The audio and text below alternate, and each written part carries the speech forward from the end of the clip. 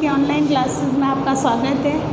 कक्षा 8 विषय विज्ञान सूक्ष्म जीव के बारे में हमने कल पढ़ा था कि सूक्ष्म जीव मित्रवत कैसे होते हैं। वो मनुष्यों के लिए पढ़ा था। अब पर्यावरण में शुद्धिकरण के लिए कैसे वह लाभदायक होते हैं। सूक्ष्म जीवों द्वारा अपशिष्ट व का अपघटन कर उसे खाद में बदल देते हैं। सूक्ष्म जीव क्या करते हैं, अपशिष्टों का, जब पेड़ पौधे गल जाते हैं उसको हम एक गड्ढे के अंदर भरते रहते हैं और कुछ समय बाद देखेंगे हम कि वह खाद में परिवर्तित हो जाते हैं। इसलिए हम एक प्रयोग द्वारा भी कर सकते हैं कि 2 गमले लेंगे, एक में पेड़ पौधों का कचरा और फल और सब्जियों का कचरा डालेंगे और दूसरे में कांच और पॉलीथीन डालेंगे, प्लास्टिक की पॉलीथीन की थैलियाँ डालेंगे। तो कुछ समय बाद देखेंगे कि वो जो जिस गमले के अंदर हमने खाद वो पेड़ पौधे डाले थे वह खाद में परिवर्तित हो जाता है और जिसमें कांच और पॉलीथीन डाले थे वो वैसे की वैसे ही पड़े रहते हैं और फिर उस खाद का प्रयोग हम काम में ले सकते हैं। इस तरह से सूक्ष्मजीव पर्यावरण को शुद्धिकरण करने में सहायक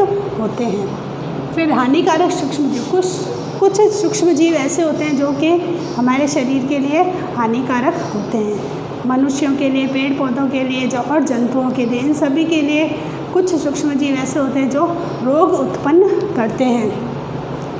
कुछ सूक्ष्मजीव मनुष्यों में रोग उत्पन्न करते हैं।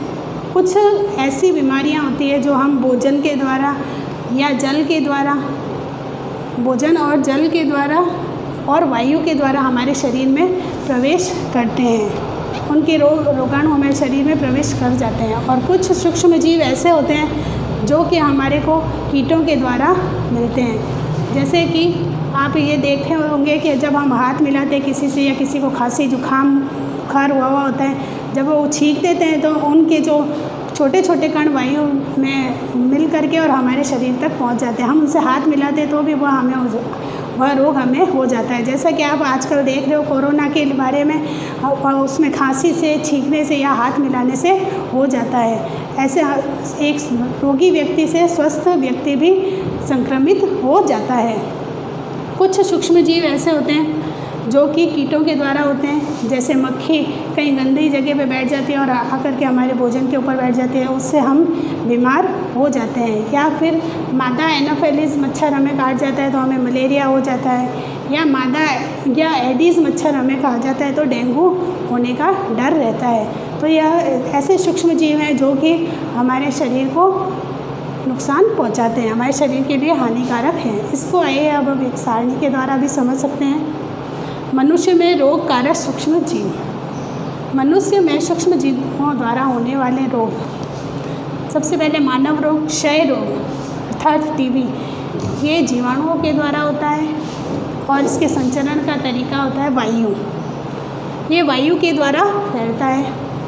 दूसरा एक खसरा वायरस से होता है और इसके संचरण का तरीका, फैलने का तरीका होता है वायु। चिकन पॉक्स भी वायरस के द्वारा फैलता है और वायु या किसी व्यक्ति के सीधे संपर्क में आने से यह रोग उत्पन्न हो जाता है। पोलियो वायरस से फैलता है और वायु और जल से हमारे शरीर में इसके रोगाणु प्रवेश कर जाते हैं।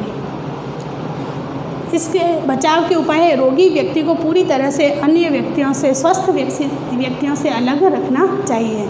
इससे हमारे को बचने के लिए क्या करना चाहिए, स्वस्थ व्यक्ति को अलग रहना चाहिए, रोगी व्यक्ति से अलग रहना चाहिए और उचित समय पर टीका लगवाना चाहिए। कि टीके आए हुए हैं जो कि हम टीके लगवा करके इन रोगों से बच सकते हैं।